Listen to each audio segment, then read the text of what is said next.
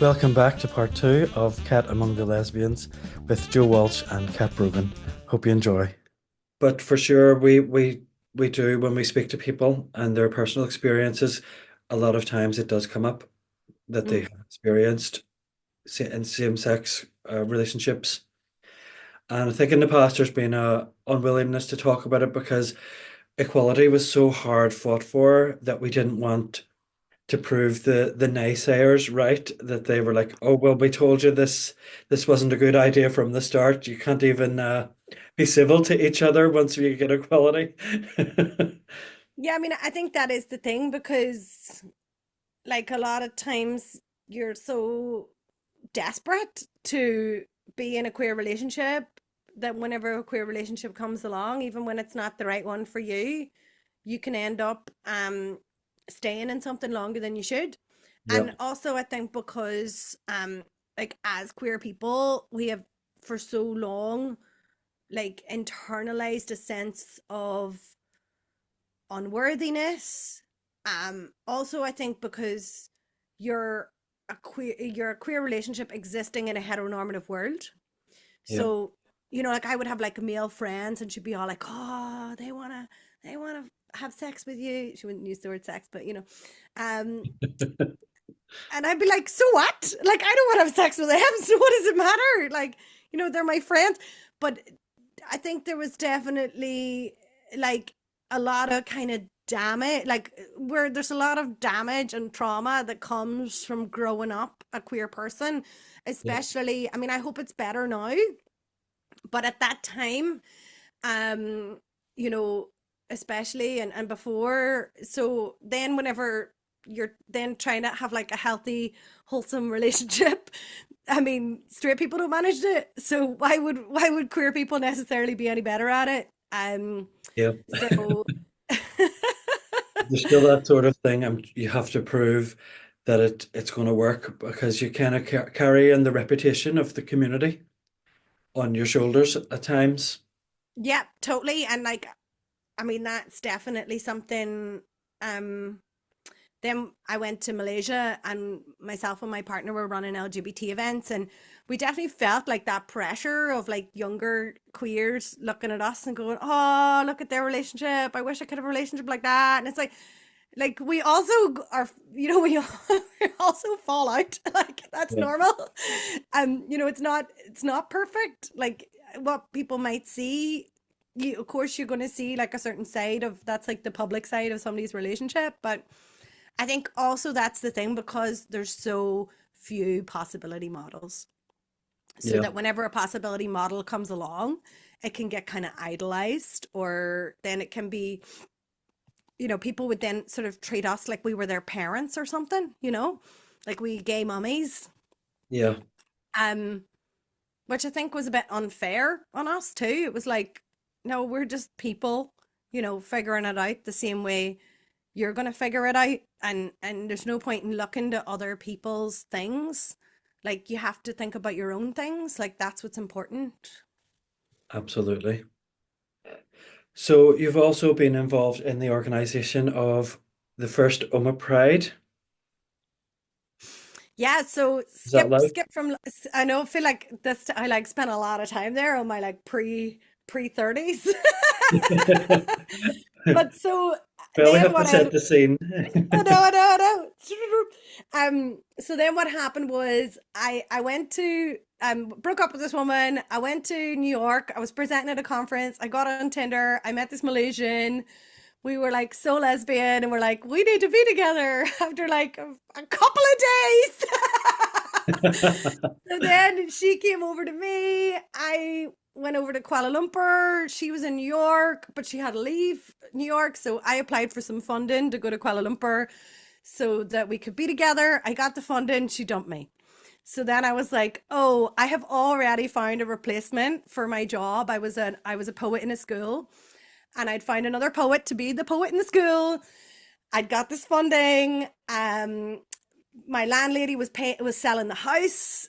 I was like, oh, whatever. I'm done with London. Let me get out of London. I can't afford this thing no more, and I can't be bothered to be squatting. I'd lived in 14 abandoned buildings in 4 years. I lived on a boat. I was finally in a nice house and then it got sold. So I was like, okay, let's just get out of London, go to Kuala Lumpur, one way ticket to Asia, see what happens. And I was like, oh no, I'm in my ex girlfriend's hometown. This is going to be awful. My project partner was my ex girlfriend's ex girlfriend. It was, Awkward. and then so I just decided, right, I'm going to be as busy as possible in KL and get the hell out again. I had like 15 gigs in 30 days. And then within 24 hours of landing in Malaysia, I met my partner. So then I stayed for 5 years. She was in an LGBT punk band called Shtiam, and we started doing events together. Like we would do like a monthly. It was like a cabaret event, so there'd be like a poet, a musician, drag, and sometimes we would have like an activist or like a talk as well, a comedian as well. So it was sort of like these elements, and it was super successful. The first event we did on a Tuesday, like 120 people turned up, and we're like, when's the next one? And we were like, okay, I guess there'll be a next one then. We had, over 40 sold out shows. We set up a dedicated space in 2018, but it was really small. The space was way too small. We got married in 2018, which was really quick, but I was like, my previous partner had been Venezuelan, and my best friend's Pakistani, and I was just so hyper aware of borders and of what it meant when your partner was from a different country. And I was like, and Brexit happened. So I was like, let's just lock this in, like, let's not mess around. I know I want to be with this person. Let's just get it legal. And then her band was doing a European tour in 2018. So we basically like tacked the wedding on to the end of that. And that was before it was legal in, there was only civil partnerships in Northern Ireland. And I kind of had my eye to like, you know what, like, I know how hard it is to bring your foreign partner into the UK. Like, let's not even bother. Let's get married in the Republic of Ireland. So we got married in Donegal. We had the party in Gorchin. It was amazing. It was really beautiful. It was like super DIY. It was in like a community hall with the youth hostel, and it was beautiful whole weekend. And then so we got married, and then we set up another LGBT social center in May 2019, kept running the monthly nights. In that space, we would do things like queer money management, or yoga, or meditation, or theater skills, or just or poker nights, all sorts of just fun ways of getting people together. And then, of course, the pandemic happened. I started applying for funding for the space because we were running it all off ticket sales. So we would run the events, pay the acts, whatever was left over would pay the rent on the space. And then the space was more like, there was a LGBT therapist who would use the room. We'd have queer support groups. It was much more like things that didn't make money, but they were really important for the queer community. Yeah. So when the pandemic happened, it was like, okay, we can't run off the ticket sales anymore. So I started applying for funding, was successful. We got 5 funders within 6 months. We were funded by organizations that had never funded anything in Malaysia before. This whole time, like, it's illegal to be gay in Malaysia. We had to do all this like under the radar. My partner's Muslim. She was really scared because it was all in her name. She could be fined, she could be in prison, she could be flogged publicly. So there was always a lot of like heightened tension around it all, and just having to act under the radar. Everything was like private Facebook groups and private, nothing was publicly out there. So it definitely reminded me of my squatting days, like my squat activism knowledge kind of fed in. And then it had been 16 months and I wasn't able to go home because they closed all the borders, and I decided I needed to go back. We had a family tragedy and I just needed to be home. So we got a committee elected. We teamed up with some filmmakers and we formed a company so that it wouldn't all be in Yo-Yo's name, and then handed over to committee, and then came back to Ireland in April 2021. And I was so glad that we got married, because Yo-Yo wouldn't have been allowed to leave the country unless we were married, and we actually had to get the um, Irish ambassador in Malaysia to write a letter to say, she has the right to be in Ireland, but not say why, basically. Wow. And I was also why, just so people know, like, if we had done the UK route, it would have been like thousands and thousands of pounds. I would have had to been on like a minimum like a certain salary. She would have had like a big sticker in her passport that said spouse of, and then my name. She's not even allowed to marry someone who's not Muslim, never mind a woman. Obviously Malaysia doesn't know that she's married, so that would have been so dangerous for her. Whereas with Ireland, you just land in the country and they stamp your passport and it doesn't say anything. It just says stamp for. Like, it could be, nobody knows what that means. Right. So and that's now why we live in Donegal, because here we're allowed to have after 3 years she can get citizenship. And then, so right now, like, she's not able to work in Northern Ireland, even though Northern Ireland's 5 miles away. She's technically not even allowed to be there. There's no legal way for your spouse to enter Northern Ireland. If you're in Ireland on a UK on a spousal visa, rather. So yeah, it was like, here Yo-Yo's able to get legal rights. She's, as soon as she landed, she was able to get work, she was able to claim benefits, she was able to leave the country. Whereas if we were coming in through the UK, she wouldn't have had any of that. So yay, Ireland. Basically, if you are with a foreign partner in a country where it's illegal to get married, and I think this just ties back into why it's so important. People Yep. are like, oh, well, we don't need to get married, and that's cool. If you don't need to get married, way for you. I'm so happy for you. That's brilliant. But if your partner is from a foreign country and you want to have the right to live and work in each other's countries, you need to get married. And that's just the reality of the situation. And yeah, so whereas in Malaysia, I was completely tied to my job. If my job fired me, I had to leave Malaysia within a week. And at that point, if I left Malaysia, I wasn't going to get back in again. So it's completely, yeah, I feel so grateful that I'm able to allow that my partner is able to live and work in my country, and that there's also a legal route to citizenship for her, you know. Yeah. So yeah, so we came back in April 2021, and I was talking to a friend of mine, Lorraine Montague, and it was a really interesting time because loads of people were back in Omagh, like who hadn't been back in Omagh in 20 years. They've been in Australia, they've been in Canada, they've been in London, they've been in Amsterdam, they've been in Kenya, wherever they've been. And then they were suddenly back. And in fact, a friend of mine, she ended up hooking up with her boyfriend from when she was 13, and they're getting married next August. So like literally 20 years later, they got back together again because they both happened to be in Omagh because of COVID.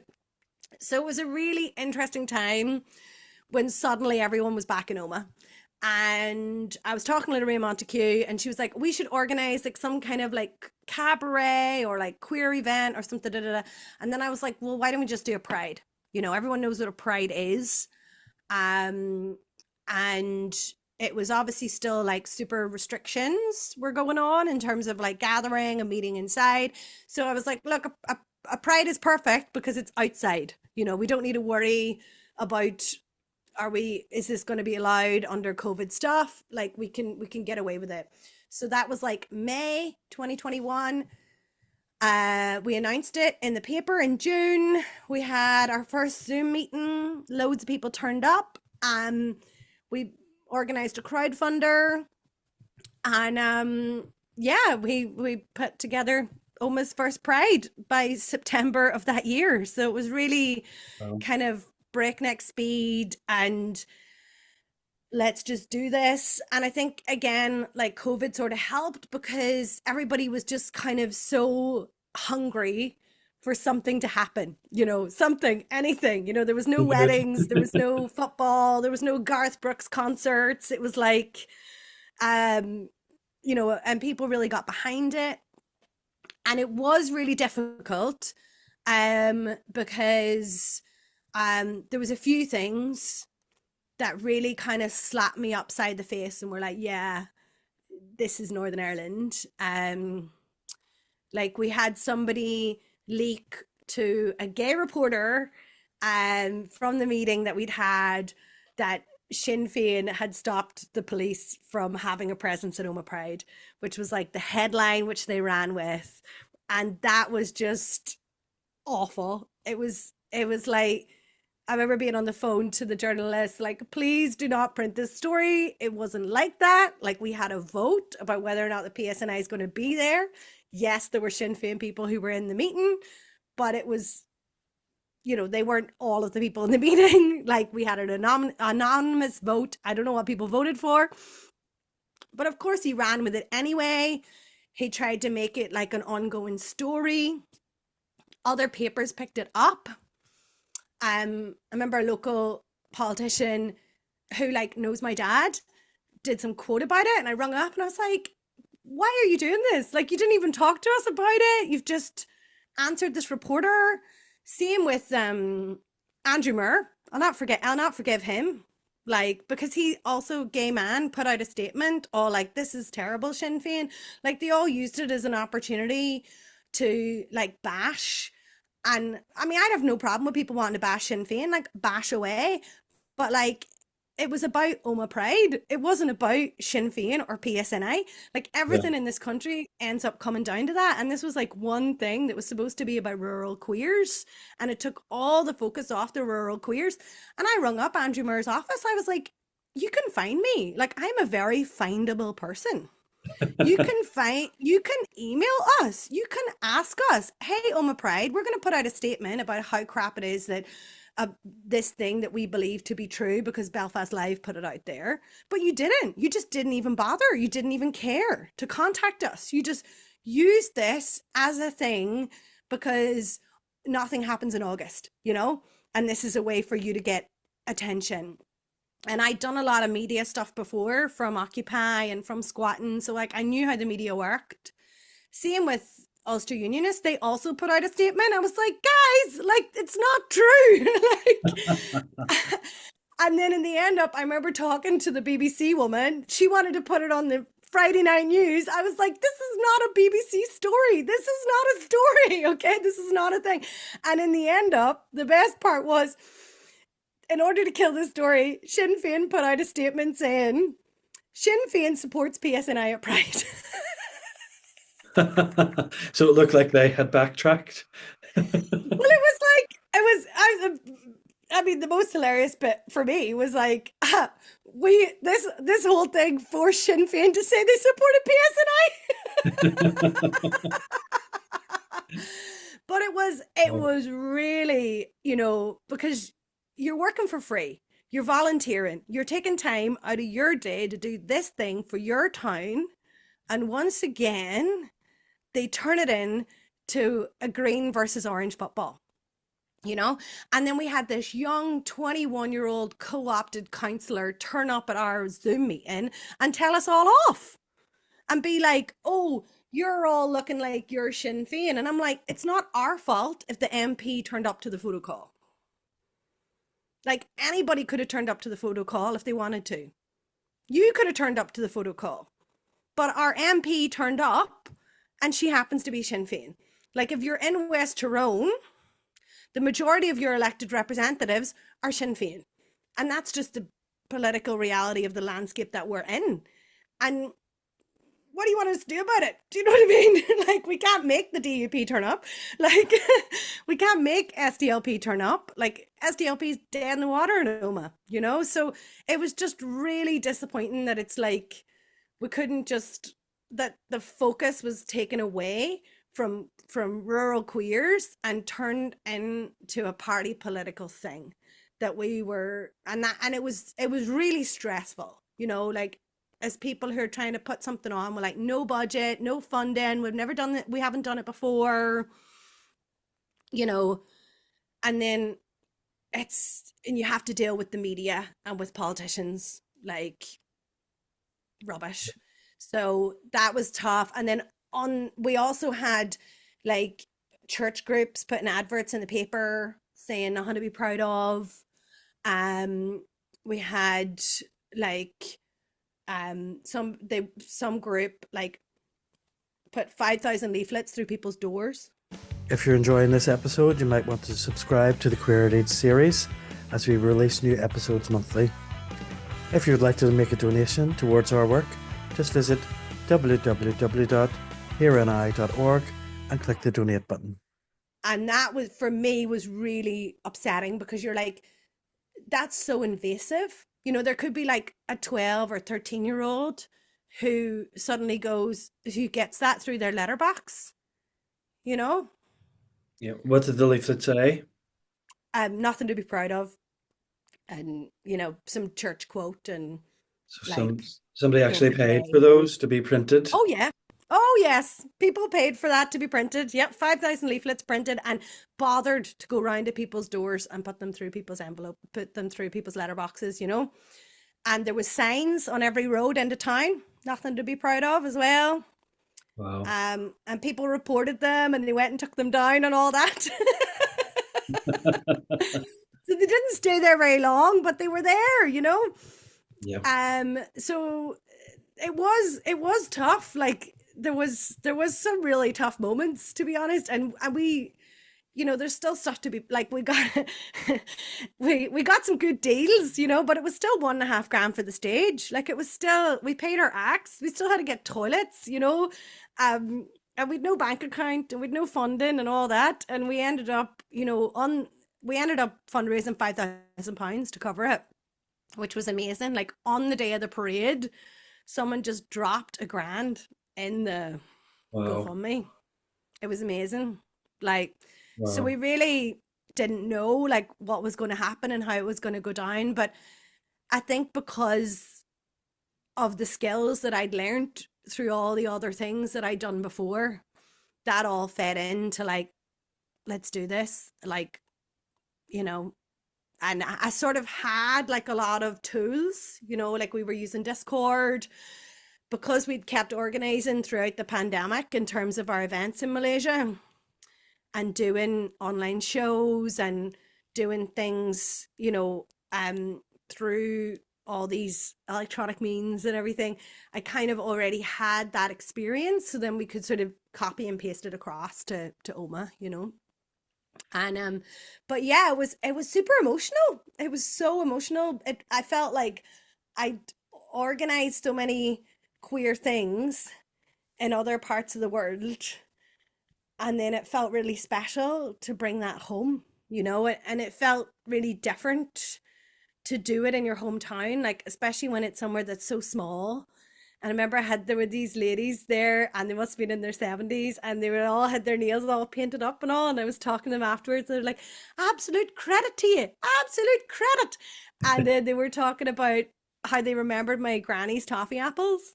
And my granny stopped selling toffee apples when the politician repossessed the house in 1965. And these ladies remembered my granny's toffee apples from 1965. I mean, my town remembers the toffee apples, like, but you have to have been a certain age. And they remembered my mom because my mom at school did a lot of public speaking and she was an amateur actress and stuff and did drama and everything. And they remembered her. And it was just that kind of like generational thing. And I think that's the thing about small towns is you're not yourself, you're your granny, you're your mother, you're your father, you're whatever. And you have these kind of generational friendships where you know, me and Lorraine, our granddads knew each other. You know, our parents hung out together. Um, like you know, there's a lot of like siblings will all be friends with each other, you know.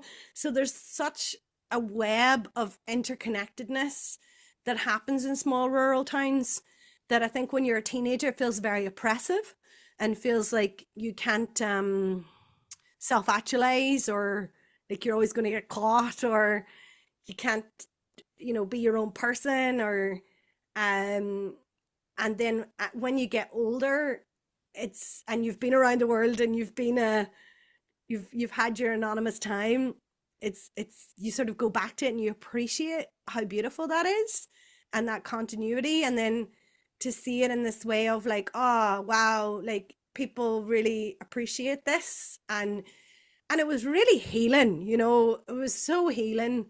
um there was just for people who, because when you're from a small town, there's so many reasons to leave, you know, economic, um Meeting like somebody. opportunities, meeting somebody, exactly, like just there's just can feel like there's nothing for you there and that you can't see yourself there.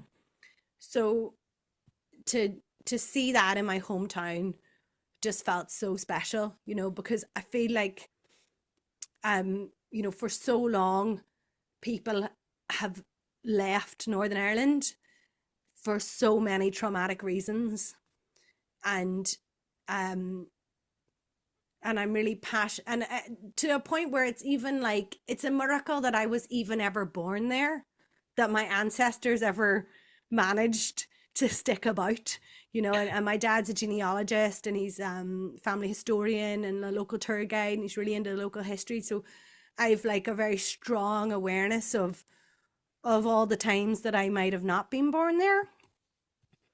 And yeah, so it was really beautiful to um And what yeah, year have was that. that, Kat? What year was the first Pride? So that was in September 2021 was when we did the first one. So now we're in our we just had our we the second one then.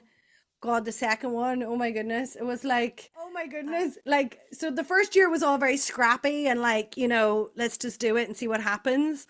And then the second year, you know, we had our bank account. I think we got some funding.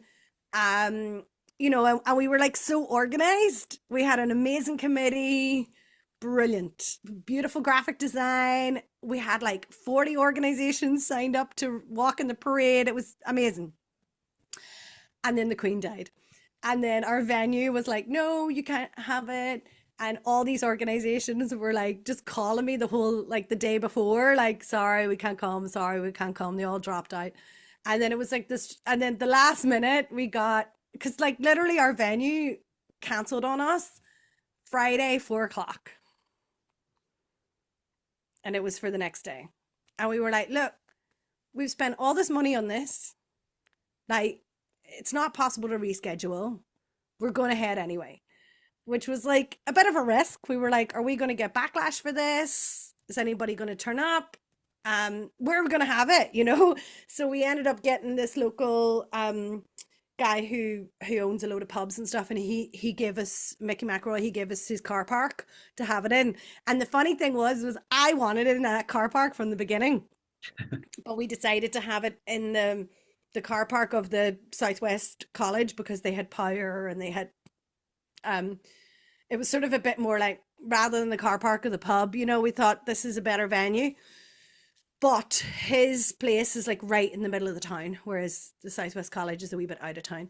So I always say you always get what you want, just not the way you want it.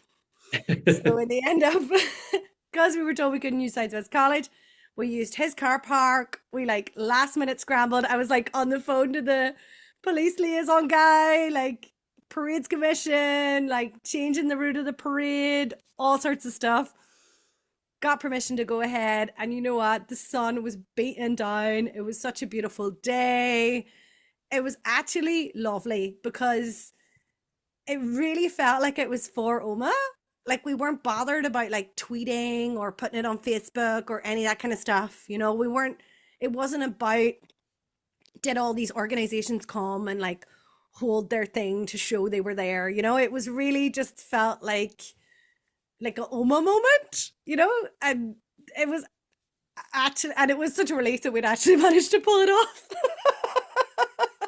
And we didn't get any backlash about it. Like it was grand, you know, because we were also like, so many people in this town have spent a lot of money on this. You know, they've actually like bought bunting or, you know, they've put so much effort in. Like we're not going to just cancel it. Like this is a community thing. Like it's not, it's something that, you know, we don't want to just not have it.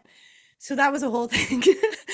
And then third year, we decided to move it to June because we were like, you know, if you have it in September, it really messes up your summer because you spend your whole summer trying to get people to get back to you. And then they don't get back to you, and everyone's away in August. And it's like a really stressful thing, organizing a big event, you know? Yeah. So, and we thought, you know what? It would be really nice to have a pride in June. Like it's global pride months. All the other stuff seems to happen in July or August or whatever. Let's move it forward. And we were lucky at that point that we had like a bit of financial surplus. So we could like afford to bring it earlier, you know. So we had our first one in June. And then just now we had our fourth parade, which we changed venue again. Instead of being in the car park, we started in the car park, but we had the after party in Main Street, which is like a pedestrian street in Omagha. And that again was like a bit of a risk. We were like, how's it going to work? Is it going to be too packed? Is there going to be room? But it was really lovely. Like it was really nice to have, because it's really hard to make a car park convivial. I think what Omagha Pride did this year, their first Pride was amazing because you were in the castle and it was like atmospheric and it was beautiful and all that. Yeah. Unfortunately, all of Oma's castles have been destroyed. So we don't have a nice castle. We have St. Lucia Barracks, but you know, they're owned by the Ministry of Defence and they won't, and they're not open to the public yet. But you know, we didn't really Doesn't, have that beautiful venue. So yeah, and then now we're going into our fifth year, and we just elected our committee and had open meeting yesterday, and I'm performing next Wednesday in Strual Arts Centre with some funding from Four Nations, which is like Arts Council doing a thing called Our Queer Isles about like looking back at queer lives from the past. I also did a project this year around Raymond Brown Leckie. We got some funding from the Arts Council Rural Arts Engagement Programme to do workshops around a gay landlord that lived in Fitna. So yeah, there's like all sorts of stuff going on. And wow. And what the last Pride there, was there any opposition, any protests or leaflets? well, we always have like you know, the people with the microphones and the sound system and the Bible verses and all that kind of stuff. And you know, but it's not in terms of, definitely not in terms of like the adverts in the newspapers and the signs on the roads and the leaflets in the letterboxes, but just, you know, people on the street doing their thing, which, you know, I think to me the way I look at it is the fact that there are people bother to take time out of their day and do that just shows why we need pride. Like they're just Absolutely. proving our point for us. And you Yep. know, so it's yeah. And I mean, I think that's the thing, whenever you're trying to do anything for the first time, um you're gonna get opposition, and you can't let it, you know, bother you or get you down. You just sort of have to um you know, stay focused on the thing it is that you want to do rather than what it is that other people are doing. And do you think there's a feel that Oma is now more LGBT friendly for younger people coming up behind you? Yeah, definitely. I think it's much easier being an LGBT person in Oma than it ever has been. That's not to say that it's easy. Um, but I think, being able to see that representation on the street um is so powerful. And, we of course encourage people to get involved um with Omagha Pride. And I think the like organizing and coming together as a community and connecting in that way is really powerful for people, and it's something that like as humans we really need. Um and also like my partner's like, stop. You can't just keep doing all these things like for everybody else. You have to, but at the same time I do believe in collective action and the beauty of that. But what's been great is how much, people have stepped up and got involved. And I think I'm that kind of person who's good at getting stuff started and seeing things that could happen where they haven't happened before. And then, you know, I think sometimes when you've started something, it's really important to step back, because that creates space for other people to have meaningful involvement and take it forward. Because if you've set something up and you're still around, then people are always going to look to you, no matter how much you try to say, oh, no, no, no, no, it's fine, it's all collective, it's all democracy, it's all consensus decision making, you crack on.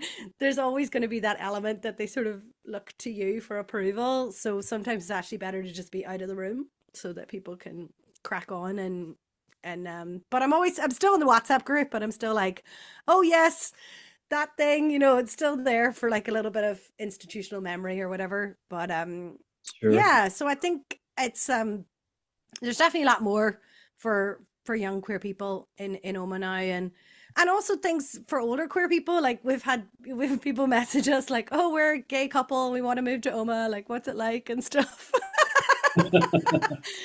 So I think that's really important too, that it's, I mean, sometimes the focus is really on young people, and sure, yeah, cool, that's important. But at the same time, I think people at all stages of their life need a sense of community and people to Sure. connect with. And I think, isolation is it's such a massive issue for our society across the board. And I think in rural areas, isolation is definitely exacerbated by being LGBT.